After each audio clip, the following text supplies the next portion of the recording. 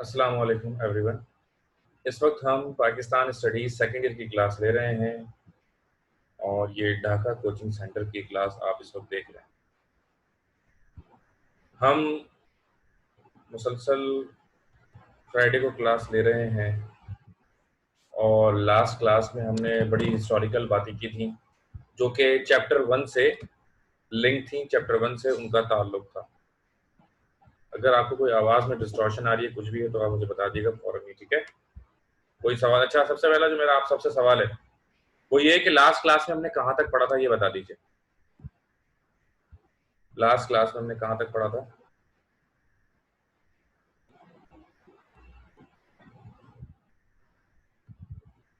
जहाँ तक मेरा ख्याल है हमने खिलाफत मूवमेंट की भी बात की थी और क्रिप्स मिशन के बारे में मैंने आपको शायद थोड़ा बहुत बताया था। Cripps mission came to Pakistan in 1942, ठीक है। और क्रिप्स मिशन के बारे में मैंने ये बताया था कि ये जो आए थे, स्टैफोर्ड क्रिप्स इनका नाम था, और ये इसलिए आए थे कि ये चाहते थे कि हम जो इस सब कॉन्टिनेंट के लोग हैं, इंडियंस जिनको कहते थे, कि ये सारे उनकी मदद करें और उनके काम आए। सेकेंड वर्ल्ड वॉर जो चल रही थी तो अमेरिका में उनके हवारी बन जाते, उनके साथी बन जाते। अच्छा, फिर हमने टर्किश जो ऑटोमन एम्पायर, उर्तुगुल एक सीरीज आजकल बड़ी मशहूर है पाकिस्तान के अंदर, आप लोग देख रहे हैं। और ये 19 the government of Turkey announce an end of the Khilafat in 1924। Government of Turkey जो है ना, वो यह था कि खिलाफत मूवमेंट हमने स्टार्ट कर दी थी जब उस खिलाफत उस्मानिया जो उर्तुगुल और उसके बेटे उस्मान ने बनाई थी, तुर्की में और पूरे अरब में फैल गई और एक बहुत बड़ा खित्ता उनको, मतलब उनकी हुकूमत में आ गया था। तो फिर ये हुआ था कि जब उसको नेस्त नाबूद करने की कोशिश की गई, जब उसके खिलाफ प्रोपेगेंडे हुए और वो टूटने लगी एक एक करके, बहुत से एरियाज जो थे वो खिलाफत उस्मानिया के हाथ से छूटने लगे। तो जो यहाँ के मुसलमान जो थे इंडिया के, उन्होंने जो है उसको सपोर्ट करने के लिए, खिलाफत उस्मानिया को सपोर्ट करने के लिए एक तहरीक चलाई जिसको खिलाफत मूवमेंट कहते हैं, खिलाफत की तहरीक कहते हैं, तहरीक खिलाफत। अब हुआ ये कि हम यहाँ पर जो बड़े सगीर में जो खिलाफत चली थी, तहरीक जो चली थी, वो चली थी सपोर्ट में, किसकी सपोर्ट में? इन लोगों की सपोर्ट में, टर्किश की सपोर्ट में, कि खिलाफत उस्मानिया को हम क्या करें, खिलाफत उस्मानिया को हम सपोर्ट करें। लेकिन उल्टा ही हो गया। हो ये गया कि उन्होंने कह दिया कि नहीं भाई, आप हम खुद ही जो है ना, हम लिबरल बनना चाहते हैं, हम खुद खिलाफत खत्म करना चाहते हैं। तो गवर्नमेंट ऑफ टर्की जो थी, उन्होंने खुद ही खिलाफत मूवमेंट का ऐलान कर दिया 1924 में खत्म होने का। जब उन्होंने खुद ही कह दिया कि हम खत्म कर रहे हैं, तो अब हमारे पास कोई जवाब उसकी तहरीक को चलाने का नहीं रहा था, इसलिए वो तहरीक क्या हो गई, वो तहरीक खत्म हो गई। अच्छा, मुस्लिम रूल्ड सब continent for more than 1000 years, यानी कि जब इस्लाम आ गया इस खत्ते में, तो तकरीबन कोई 1000 साल से ज्यादा मुसलमानों ने इस बर सगीर पर हुकूमत की, जबकि मुस्लिम्स कभी भी मेजोरिटी में नहीं थे। मुस्लिम्स हमेशा यानी कि जो स्ट्रेंथ होती है उसके, अगर उसके हिसाब से देखा जाए तो यकीनन हमेशा मुसलमान कम थे, लेकिन उसके बावजूद मुसलमानों ने इस खत्ते पर क्या की, इस खत्ते पर मुसलमानों ने हुकूमत की। तो this is something very big for us के कम मुसलमानों ने भी एक इतने बड़े खत्ते पर अगर हुकूमत पहले की, तो अब क्यों नहीं कर सकते? और अब के मुसलमानों में और उस वक्त के मुसलमानों में कि जिन्होंने हुकूमत की थी, कितना ज़्यादा डिफरेंस था। ठीक है जी।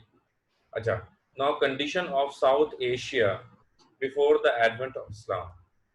whatever you want you can say in the chat box, ठीक है ना dear students? Chat box is open for you, और जो भी आप चाहें उसमें लिख सकते हैं, ठीक है।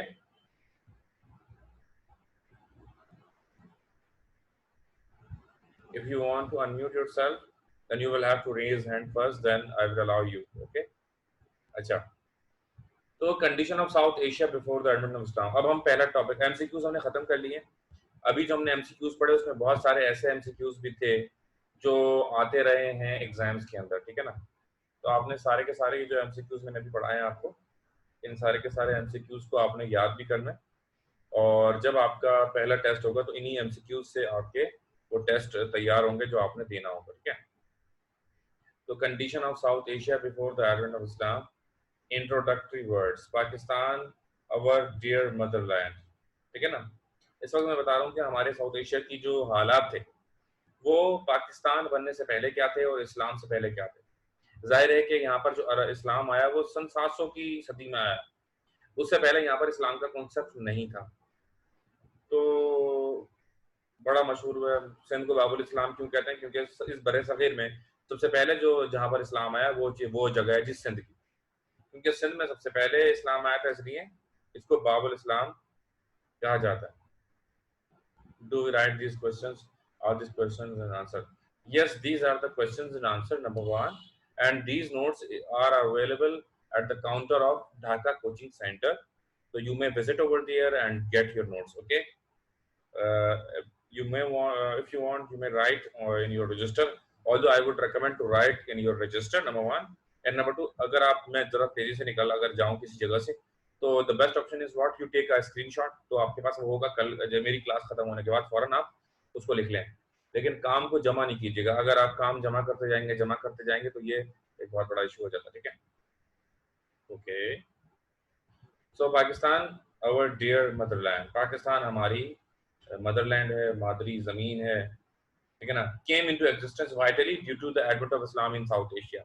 ये पाकिस्तान क्यों बना? इस पाकिस्तान के बनने की सबसे बड़ी वजह इस साउथ एशिया में इस्लाम का आ जाना है।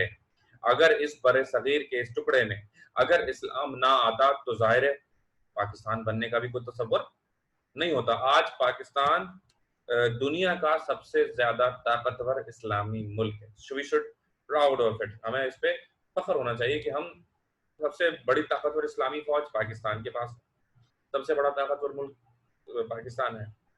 वाहिद इस्लामी एटमी ममालिक में एटमी मुल्क सिर्फ पाकिस्तान है। और दुनिया में कहीं पे भी मुस्लिम से रिलेटेड अगर कोई इशू होता है तो सब दुनिया किस तरफ देखती है? दुनिया हमारे इस पाकिस्तान की तरफ देखती है, ठीक है जी। तो Pakistan our dear motherland came into existence vitally due to the advent of Islam. क्यों आया, क्यों बना पाकिस्तान? इस साउथ एशिया में इस्लाम आया इसलिए बना। Islam came to this region through Arab traders. और किस तरह से आया? जो अरब आते थे ना, अरब का बेसिकली जो वो रहा है पेशा, वो तिजारत रहा है ज्यादातर लोगों का। तो वो क्या करते थे तिजारत के लिए? अरब व अजम और हिंद और तुर्किस्तान और हर जगह वो घूमते थे, अपना सामान लेकर, सामान तिजारत लेकर एक जगह से दूसरी जगह वो विजिट करते थे, जाते थे। अब जब वो सामान तिजारत लेकर जाते थे तो जाहिर है वो मुसलमान थे, नमाज का वक्त हुआ, नमाज पढ़ी। और मुसलमानों के अंदर ये कहा जाता है कि इल्मी गुफ्तगू नमाज से ज्यादा अगर कोई चीज सवाब देती है तो भाई वो गुफ्तगू है, दर्स है, जो आप किसी को कोई अच्छी बात सिखाते हैं, कितना बड़ा सवाब है। नमाज रोजे से बढ़कर इसका सवाब, ठीक है ना। तबलीग जिसे कहते हैं। तो हर किसी का अपना तरीका है हमारे यहाँ, लेकिन हर कोई ये इस्लाम की तबलीग देता है, इस्लाम का दर्ज देता है, दूसरों को समझाता है, ठीक है। तो हमारे जो ट्रेडर्स होते थे, अरब ट्रेडर्स, तो वो आए इस जगह पर।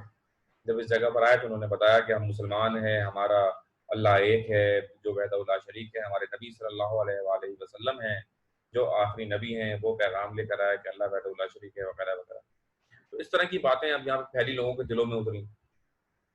अब उससे पहले यहाँ पर बहुत ज्यादा क्लासेस में डिवाइडेड थे लोग। कुछ लोगों को बहुत ज्यादा फौकियत हासिल थी, तो कुछ लोगों की कोई वैल्यू ही नहीं थी, कोई औकात ही नहीं थी।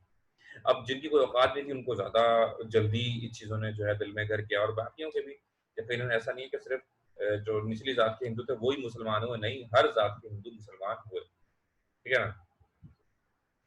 ओके, तो regular preaching of Islam started after the invasion of Mohammad bin Qasim. और फिर एक जो सिर्फ अरब आते थे वही समझा के चले जाते थे, ठीक है ना। लेकिन एक रेगुलर प्रीचिंग का जो सिलसिला शुरू हुआ, रेगुलर प्रीचिंग का सिलसिला जब शुरू हुआ, जब मोहम्मद बिन कासिम ने राजा दाहिर को शिकस्त दी थी सन 712, ठीक है जी। अब कंडीशन ऑफ साउथ एशिया, ये हम बात कर रहे हैं अभी ओवरऑल इस चैप्टर की, उसके बाद हम इसकी डिटेल में जाएंगे टॉपिक्स के अंदर। अच्छा, तो condition of South Asia before the advent of Islam. Before the advent of Islam, south Asian society was divided into many small kingdoms that were always at daggers drawn with each other।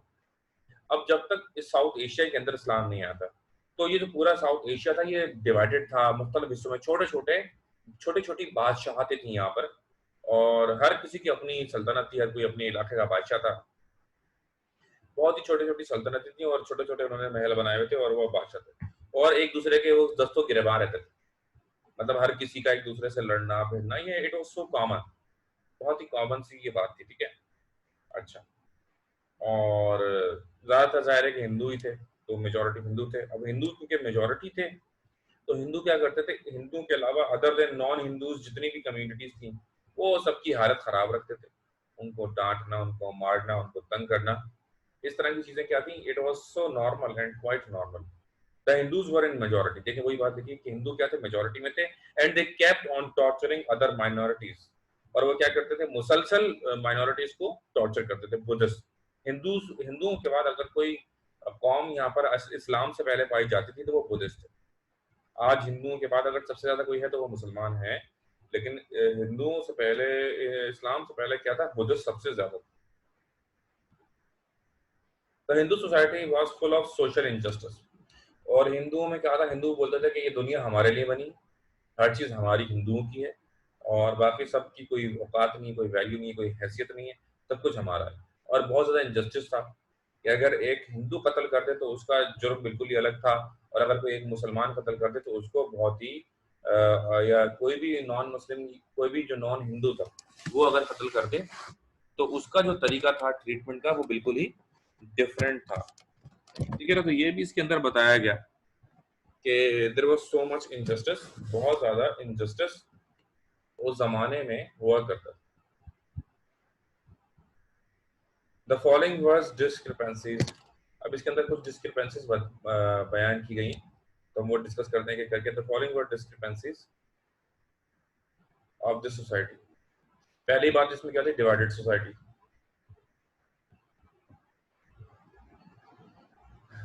They were divided into four major caste. सबसे पहले Brahmins थे। आज भी Brahmins Hindu जो होते हैं, Brahmins Hindu की आज भी जो सबसे ज्यादा वैल्यू है, सबसे ज्यादा औकात आज भी ब्राह्मण्स हिंदुओं की ही है। और ब्राह्मण्स हिंदू अपने आप को समझते हैं कि भाई हम ही सुप्रीम है, और सबसे ज्यादा हैसियत हमारी है, सबसे ज्यादा वैल्यू हमारी है, और बाकी लोगों पर ये लाजिम और वाजिब है कि वो हमारी क्या करें, इज्जत और ताज़ीम करें, और हमारी बात पर अमल भी करें, और हमारी बात को माने, वगैरह वगैरह। तो ये किसका मानना था, ये मानना था अल्लाह ताला करे ब्राह्मण्स का। अच्छा, जितने भी हिंदुओं के वो होते हैं ना, क्या कहते हैं, मंदिर, सारे के सारे मंदिर जो थे वो ब्राह्मण ही संभालते हैं। पंडित सारे यानी कि शादी करनी तो ब्राह्मण को बुलाना ही पड़ेगा आपको, ठीक है ना। तो ये सारे प्राइस्ड होते थे, यानी कि पंडित और खवातीन भी पंडित, लेडीज पंडित, इनका काम सारे ये रूहानी जो मामलात होते हैं ये सारे के सारे ये संभालते थे, ठीक है। इसके बाद आ गए ब्राह्मण्स के बाद कशत्रियाज, ये वॉरियर्स होते थे। ब्राह्मण्स और जो है कशत्रियाज जो होते हैं, इनका बहुत ज्यादा ख्याल रखते थे, क्योंकि जाहिर है कि जंग लड़नी है। अब ब्राह्मण्स ने तो संभाला हुआ है मंदिर, ब्राह्मण ने संभाली नहीं है बादशाह, लेकिन जो लड़ने जाएंगे वो कौन होंगे, लड़ने तो यही जाएंगे ना, सिपा सलार इंडिया के क्षत्रियाज ही होते थे। ये जाते थे मैदान जंग में और लड़ते थे, और ये बहादुर होते थे, ऐसी बात नहीं कि सिर्फ मुसलमानों में ही बहादुर गुजरे हैं। तातारियों और मंगोलों को अगर आप देखें तो कितने खतरनाक और कितने जंगजू, बड़े खतरनाक जंगजू थे। लेकिन मुसलमानों में, बाकी लोगों में फर्क जो बेसिकली रहा वो ये रहा कि मुसलमानों में रहम का कॉन्सेप्ट बहुत ज्यादा है, मुसलमानों में जस्टिस का, इंसाफ का कॉन्सेप्ट बहुत ज्यादा है, अदालत लगती है, सजाएं दी जाती है। लेकिन उनमें क्या था, उनमें ऐसा कुछ भी नहीं था, बस डायरेक्ट उनको सजा दे दो और जान छुड़ा, ठीक है। अच्छा, तो कशत रियाज ये कौन थे, वॉरियर्स होते थे, ठीक है ना। अब तीसरे थे वशिया। वशिया जो लोग होते थे, ये होते थे आर्टिस्ट, बर्तन बनाना और दीगर चीजें बनाना, मतलब जो साजो सामान चाहिए होता है, तो ये बेसिकली ट्रेडिंग का भी इनका बिजनेस भी था, ठीक है। और ये आर्टिस्ट थे, मुख्तलिफ चीजें बनाते थे, फन से जो जितनी भी चीजें होती हैं, बिल्डिंग बनाना, बर्तन बनाना, फर्नीचर बनाना, एंड सो मेनी थिंग्स, तो इन्होंने अपने हिस्से में लिया हुआ था, और यही उस पर काम करते थे, और इन्हीं के जरिए वो सारी चीजें चलती थी। अच्छा, इनकी भी बड़ी वैल्यू थी, ऐसा नहीं कि इनकी कोई वैल्यू नहीं थी, लेकिन वो जो वैल्यू ब्राह्मण्स की थी वो किसी की भी नहीं। ब्राह्मण्स के बाद अगर किसी की वैल्यू थी तो वशिया थे जो लड़ते थे, और उनके बाद वशिया, सॉरी, कशत रियाज थे जो लड़ते थे, और फिर उनके बाद वशियाज जो थे उनकी वैल्यू थी। और अच्छा लाज होते हैं वो शुद्राज, अछूत जिन्हें कहते हैं, उर्दू में अछूत आपने शायद कभी सुना भी हो। अच्छा शुद्राज की कोई हैसियत और कोई वैल्यू नहीं थी। अब शुद्राज की बाद में उनके अपने हिंदू थे, एक ही खुदा को मानने वाले, लेकिन जो शुद्राज होते थे उनकी हैसियत ये थी कि जिस गिलास में शुद्राज ने पानी पी लिया, अब उस गिलास में कोई और पानी नहीं पिएगा। जिस गिलास में शुद्राज ने पानी पी लिया, अब उस गिलास में कोई पानी नहीं पिएगा। उनको अपनी बराबर की जगह पर बैठाएंगे नहीं। अगर बरहमस ऊपर बैठे हुए हैं या कशत-रियाज ऊपर बैठे हुए हैं तो ये नीचे बैठे। कहीं पर भी इनके हकूक वो नहीं थे जो हकूक बाकी लोगों के थे, वो इनके हकूक हासिल इनको नहीं थे। ठीक है। अच्छा, Brahmins and Kshatriyas enjoyed power and status. ठीक है जी। And the other two classes were in miserable condition. अच्छा ब्राह्मण और क्षत्रियास जो थे वो तो एंजॉय करते थे पावर और स्टेटस को, लेकिन जो बाकी टू क्लासेस थी ना, वो बेचारे बुरे हालात में रहते थे हमेशा। मतलब उनकी कोई वैल्यू नहीं थी। जो जिसका दिल करे उनको कूट के चला जाए, और वो इंसाफ मांगने के लिए उनके पास कोई दरो दीवार नहीं थे। कहीं पर भी वो इंसाफ के तकाजे उनके लिए पूरे नहीं किए जाते। तो ये this was something sad for them. तो बहरहाल वो थे हिंदू ही, और पक्के हिंदू थे ज़ाहिर है वो। लेकिन कहीं न कहीं उनके दिल में ये था कि यार हम ब्राह्मण्स क्यों नहीं है, यार हम कशत-रियाज़ क्यों नहीं, यार हमारी इतनी वैल्यू नहीं है, इनकी ज़्यादा वैल्यू और हम क्यों नहीं है। हमारे 2 हाथ हैं, 2 पाँव हैं, 2 आँखें, हर चीज़ हमारी इनके बराबर है। उसके बावजूद हमारी वैल्यू कम और इनकी वैल्यू ज़्यादा, ऐसा क्यों? हम इनसे मेहनती भी हैं लेकिन फिर भी हमारी वैल्यू नहीं है। तो ये बहरहाल इनके ज़हनों में ये सारी बातें रहती थी। अच्छा नैरो माइंडनेस, नैरो माइंडनेस बहुत ज़्यादा कॉमन थी। Narrow mindness has plagued Hindu society, especially the two lower classes, Vaishyas and Shudras and women were in miserable condition. अच्छा आपको पता है आज भी इंडिया दुनिया का वाहिद मुल्क है, दुनिया का इंडिया वाहिद मुल्क है कि जहाँ पर लड़के ज्यादा हैं और लड़कियां कम। दुनिया का वाहिद मुल्क है जहाँ पर लड़कियां ज्यादा और लड़कियां कम और लड़के ज्यादा। दुनिया का वाहिद मुल्क क्यों भाई? उसकी वजह यह है कि जब उनके यहाँ लड़की पैदा होती है तो वो उसको मार देते हैं, पैदा होने से पहले ही मार देते हैं। या तो अगर वो पैदा हो भी जाए तो वो क्या करते हैं, दूध की एक बाल्टी लेते हैं, दूध की बाल्टी पूरी भर के, उसके अंदर उस बच्ची को लिटा देते हैं अंदर, कि भगवान इसको अगली बार लड़का बना के दे देना, अभी इसको वापसी ले लो चलो। यानी कि उस पर कोई जुर्म, कोई एफआईआर नहीं, कुछ भी नहीं। लेकिन हमारे यहाँ कोई करके देखे, क्या गवर्नमेंट उसकी करेगी, आपकी सोच है। ठीक है ना। तो ये बड़ा डिफरेंस हो गया है। जैसे हमारे यहाँ खवातीन का जो वैल्यू है, खवातीन को जो एक मकाम हासिल है हमारे इस मुल्क में, पाकिस्तान में, या मजहब में, इस्लाम में, आपको दुनिया के किसी मजहब में, इस्लाम के अलावा दुनिया के किसी मजहब में आपको ये लेवल नहीं मिलेगा। तो नैरो माइंडनेस की औरतों के हवाले से, और कभी भी उन्होंने औरतों को वो मकाम नहीं दिया जो मर्दों को मकाम हासिल था। सही जी। Status of women, the next heading is status of women in the Hindu society. women were in trouble in the Hindu society, women were in trouble, widows were treated very badly। एक तो औरतें सारी की सारी, उनको गुलाम समझना, उनको जायदाद में हिस्सा ना देना, उनका काम है खाना पकाना, गुलामियां करते रहना। ठीक है। और खाना पकाना तो सर अच्छी बात है, लेकिन गुलामियां करते रहना। अच्छा विडोज, अगर कोई मतलब शौहर से पहले अगर बीवी मर जाए, शौहर से पहले अगर नहीं, शौहर से पहले अगर बीवी मर जाए तो कोई मसला नहीं, लेकिन अगर बीवी से पहले शौहर मर गया, भाई अगर शौहर जिंदा है, बीवी की डेथ हुई, शौहर दूसरी शादी कर लेगा, कोई मसला ही नहीं है, वो तो कोई मसला ही नहीं। लेकिन अगर शौहर मर गया, अब बीवी दूसरी शादी नहीं कर सकती, बल्कि उस औरत को उस मर्द की चिता के साथ जला दिया जाए। कितनी बुरी बात है कि अच्छा उसको गंजा करेंगे, और पता नहीं क्या बुरी बुरी अजीब हरकतें ये लोग करते हैं इनके पर। अच्छा फिर जब वो जलाते हैं, अच्छा इसका एक मैं बताऊं एक पॉजिटिव, कि हिंदू औरतें अपने शौहर का बहुत ज्यादा ख्याल रखती हैं। जहाँ पर ये होता है ना कि अगर शौहर पहले मर गया, और अगर शौहर पहले मर गया तो भाई हम जला देंगे जिंदा औरत को। तो जाहिर है कि वो भाई उसकी हर मुमकिन कोशिश होती है कि भले से मैं मर जाऊं लेकिन ये मुझसे पहले ना मर जाए, नहीं तो बिला वजह इसके साथ जिंदा जलना पड़ेगा। तो शायद इस वजह से ज्यादा ख्याल रखती हूँ वहाँ की खवातीन अपने शौहर का। इट डजंट मीन कि हमारी खवातीन करती हैं, अल्हम्दुलिल्लाह हमारी खवातीन भी बड़ा ख्याल रखती हैं, और हमारे यहाँ भी सरताज कहते हैं, और वो कहते हैं ना कि माँ की कदमों तले जन्नत है लेकिन उसका दरवाजा तो बाप के कदमों में। ठीक है जी। और जिस माँ के कदमों में जन्नत है औलाद की, तो उसी के सर का ताज बाप होता है, आप देखिए। तो हमारा तो दोनों का ही एहतराम है, ऐसी बात नहीं। अच्छा जी। तो Hindu widows were treated very badly, most of they were burned with husbands dead bodies, यानी कि मतलब ज्यादातर वो क्या करते थे, अगर कोई बेवा हो गई है उसको जला देंगे। This tradition of burning wifes with their husbands dead bodies was called sati. और ये जो ट्रेडिशन उसको क्या कहते हैं, सती कहते हैं। जिंदा जला देना बीवी को शौहर के साथ, सती कहते हैं। और सती अगर वो होगी हो तो जन्नती हो जाएगी, वो डायरेक्ट हेवन में चले जाएगी। इस तरह के अजीब गरीब कॉन्सेप्ट भारत, हम किसी के भी कॉन्सेप्ट को, हम अपने कॉन्सेप्ट को बताते हैं भाई हमारा ही कॉन्सेप्ट है और अल्हम्दुलिल्लाह this is the best concept of Islam.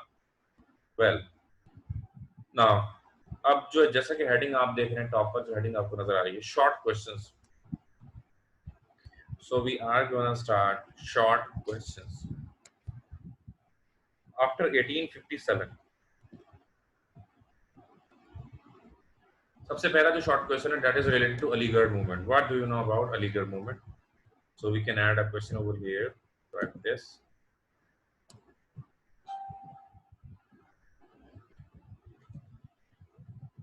What do you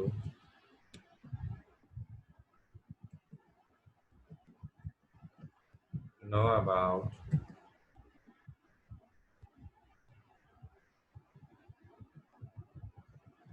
Aligarh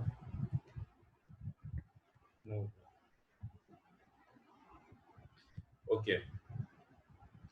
After 1857, the Muslims emerged as a backward nation. भाई 1857 एक बहुत ही ब्लैक ईयर गुजरा मुसलमानों के लिए बड़े सभी, क्योंकि 1857 में ये हुआ कि हमने, क्योंकि 1857 तक तकरीबन अंग्रेज फैल चुके थे पूरे बड़े सगीर के अंदर, और बड़े सगीर के तमाम हिंदू और तमाम मुसलमान जो थे एक बुरी और अबतर जिंदगी गुजार रहे थे। 1857 में ये फैसला किया गया कि तमाम के तमाम हिंदू और तमाम के तमाम मुसलमान समेत दीगर मज़ाहिब जो इस बड़े सगीर में सदियों से रह रहे हैं, वो सब मिलकर एकदम से मूवमेंट चलाएंगे और एकदम से ऐलान जंग करेंगे और इनसे लड़ेंगे, इनको मार के, और इस बड़े सगीर से भगा देंगे अंग्रेजों को। ये बन रहा है प्लान 1857 से पहले। प्लान बना, सब बैठे मिलकर, बातें चीतें हुई, आपस में डिस्कशंस हुई, और डिस्कशंस के बाद फैसला हो जी फला तारीख को हम ऐलान जंग करेंगे, हम हैदराबाद में करेंगे, आप लखनऊ में करो, हम दिल्ली में, ये वो मुख्तलिफ शहरों में सब जगह एकदम से अंग्रेजों के खिलाफ करेंगे। अच्छा, अब हिंदुओं ने क्या करा, हिंदुओं ने क्या कहते हैं गद्दारी कर दी मुसलमानों से।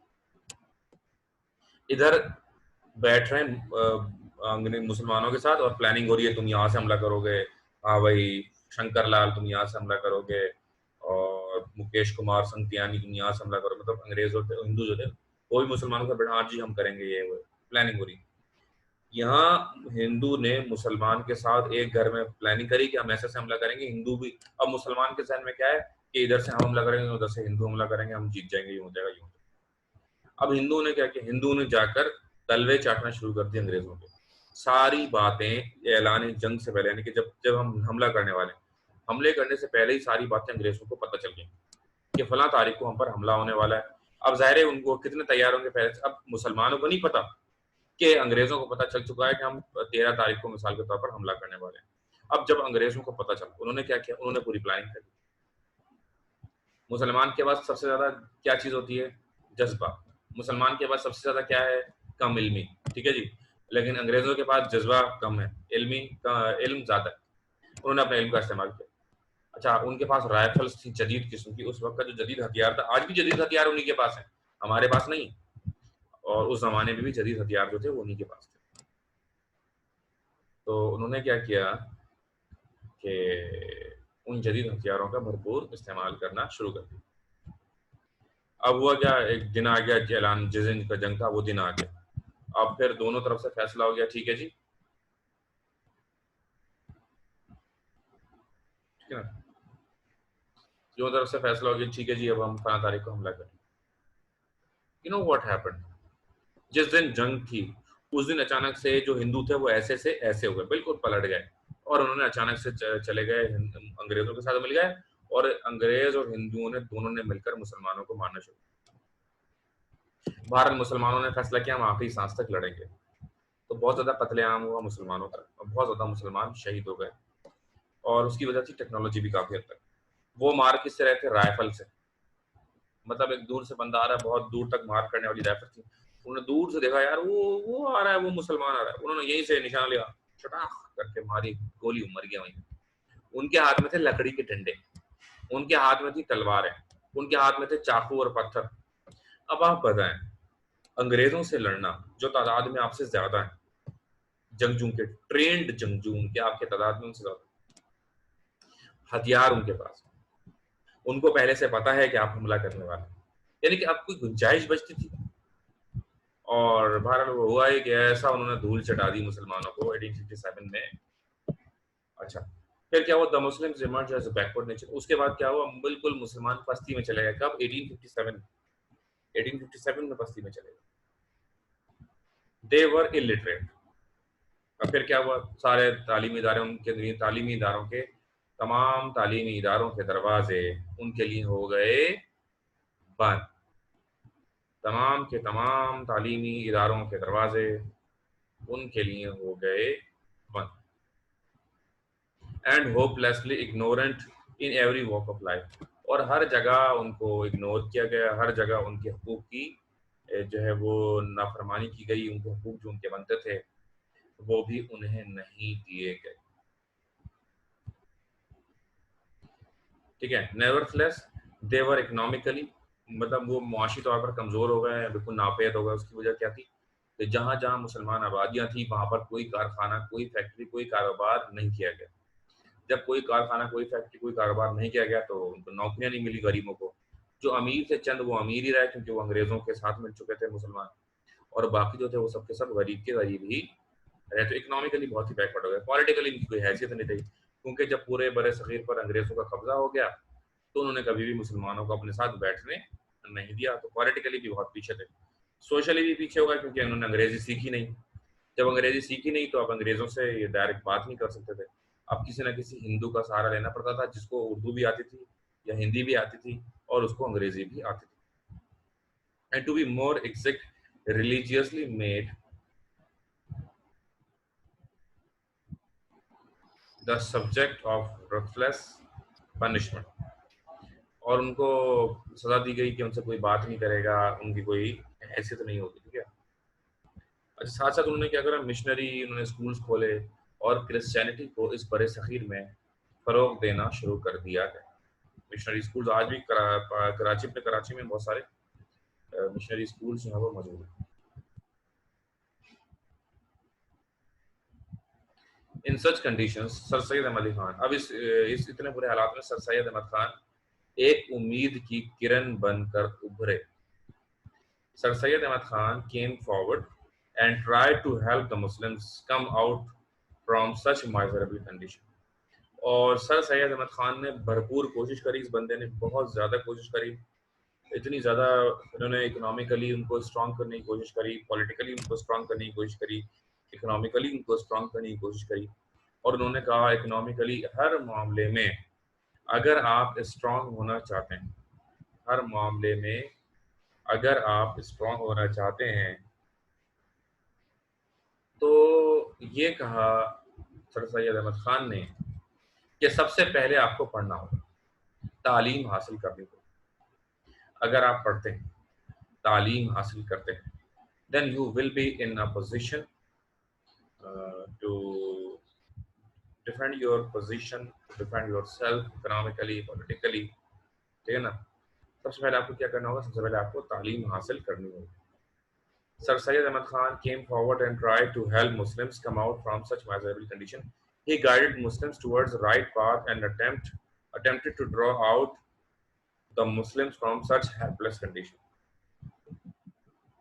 उन्होंने क्या किया, उन्होंने इस माइजरेबल जो बुरी कंडीशन थी, बुरे हालात थे मुसलमानों के, उससे मुसलमानों को निकालने की भरपूर कोशिश की, ठीक है ना। और किस तरह से उन्होंने कोशिश करी, उन्होंने समझाया, वही उनका फोकस था कुछ ऑब्जेक्टिव्स के ऊपर। पहले वो ऑब्जेक्टिव्स पढ़ के बताता हूँ, फिर एक एक करके इसको हम डिस्कस करेंगे। Objectives of Aligarh movement. The main focus of Aligarh movement was number 1, loyalty to British government. Number 2, modern Western education for the Muslims to compete with Hindus, to keep away the Muslims from politics. पहली चीज, पर Britishers जो उस वक्त बरे सगीर पर हुकूमत कर रहे थे, ब्रिटिशर्स जो उस वक्त बरे सगीर पर हुकूमत कर रहे थे,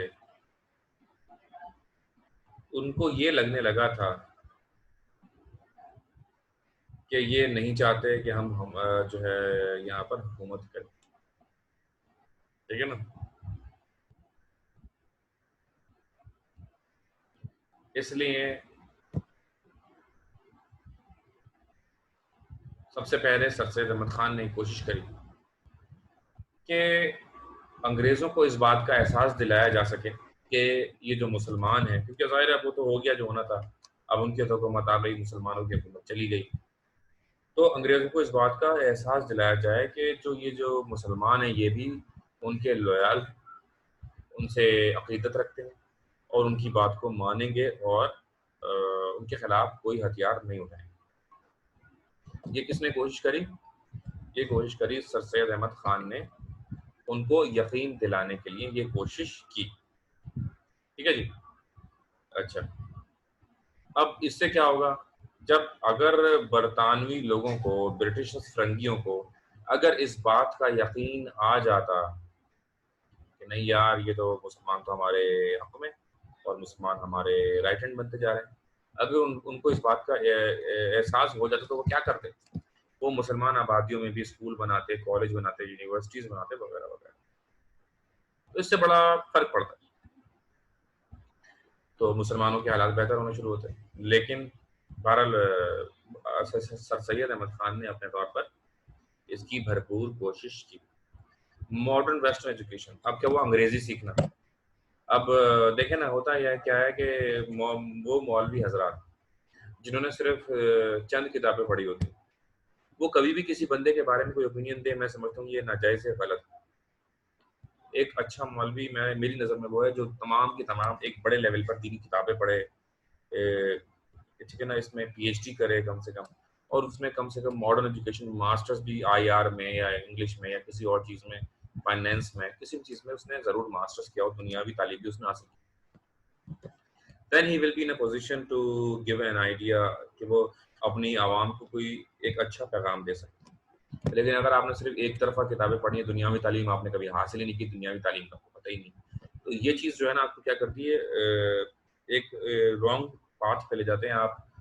इल्मी जो है बुनियाद पर आप जो मॉडर्न हमारी वर्ल्ड है उसके बारे में आप नहीं बता सकते।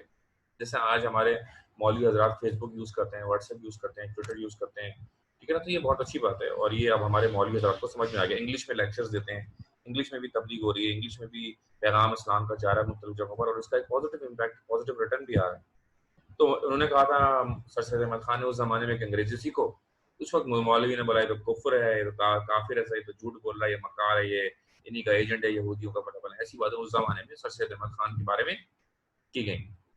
लेकिन आज आप देखें ना, कौन सा ऐसा मौलवी है, बड़ा मौलवी, जिसको इंग्लिश नहीं आती, साफ सबको आती, यानी कि आज वही सर सैयद अहमद खान ने उस वक्त अपने वक्त में उनको बुरा भला तो कहा गया, लेकिन आज उनकी बातें दुनिया मानती है और आज हमारे सारे के सारे जो हैं हमारे मौलवी हजरात वो भी इंग्लिश सीख रहे हैं और हर जो है तबका अंग्रेजी सीख रहा है, ठीक है।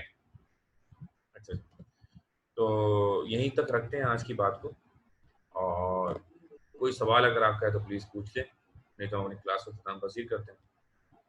If you have any question please ask. कुछ बच्चे, आई थिंक लाइट चली गई किसी की, कोई और मसला हो? Vaniya, Sufiyan, Shoaib, Marina, Bushra, Ayesha, Arham, Arisha, Abbas. Please, if you have any question. If you don't have any question, then write in chat no question. ठीक है?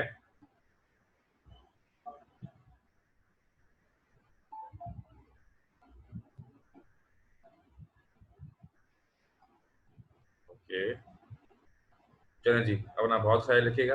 कोई भी बात अगर आपको मुझसे पूछनी हो तो as you know very well that we have the option of chat as well. You can ask any question anytime. Okay, अपना बहुत ख्याल रखिएगा। अल्लाह हाफ़िज़।